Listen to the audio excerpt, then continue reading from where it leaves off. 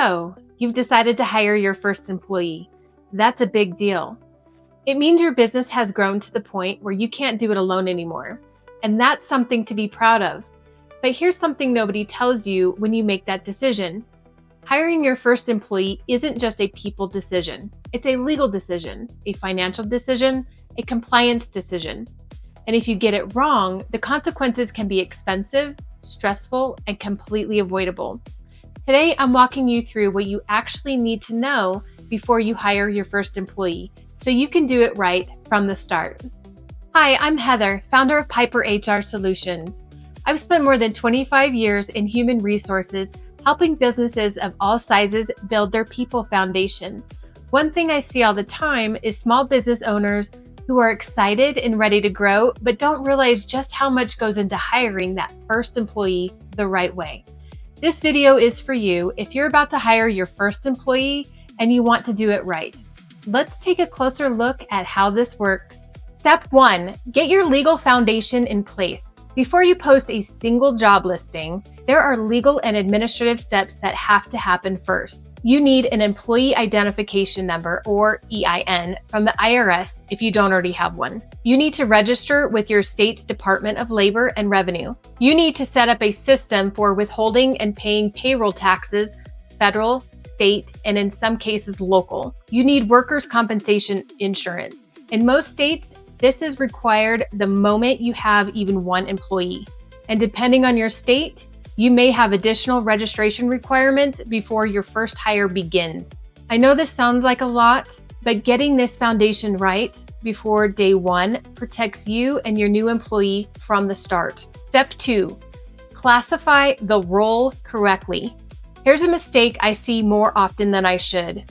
A business owner decides they want to bring someone on, and they call them an independent contractor because it seems simpler. Less paperwork, no payroll taxes, more flexibility.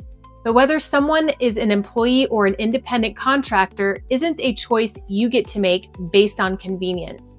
It's determined by how the work relationship actually functions. How much control do you have over when and how they work? Are they working exclusively for you? Are you providing their tools and equipment? Misclassifying an employee as a contractor is one of the most common and costly compliance mistakes small businesses make. We're going to do a full video on this topic specifically because it deserves its own conversation. But for now, if you're not sure how to classify your first hire, talk to an HR professional or employment attorney before you make that decision. Step number 3, write a clear job description. A job description isn't just a hiring tool, it's a legal document. It sets expectations, it defines the role, it helps protect you if a performance issue arises later. A good job description includes the essential functions of the role, meaning the core duties the person must be able to perform. It includes qualifications, education, experience, skills, and it's written carefully, avoiding language that could inadvertently screen out protected classes of candidates. Take time to write this well. A clear job description makes hiring easier, onboarding smoother, and accountability clearer from day one.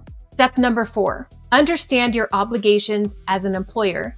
The moment you become an employer, federal and state laws apply to you. Even with just one employee, you're required to display certain labor law posters in your workplace. You're required to complete an I-9 for every employee to verify their eligibility to work in the United States.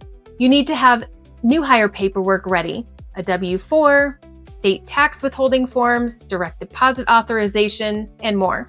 And depending on your state, there may be additional required disclosures, paid leave laws, or notice requirements that apply from day one. This isn't meant to overwhelm you, it's meant to prepare you. Because business owners who struggle with compliance are almost always the ones who didn't know what they didn't know. Step number 5, set up payroll before day one. Payroll is not just something you want to figure out after your employee has already started. You need to decide how you're going to run payroll, whether that's a payroll service, a software, or working with an accountant. You need to understand pay frequency requirements in your state. Some states require weekly or biweekly pay.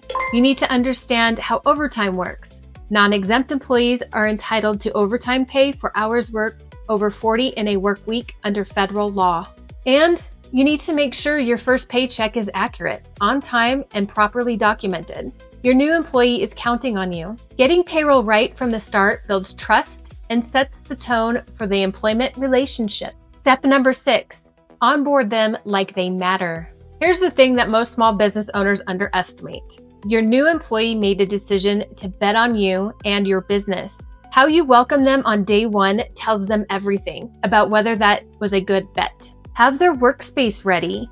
Have their paperwork organized. Have a plan for their first week.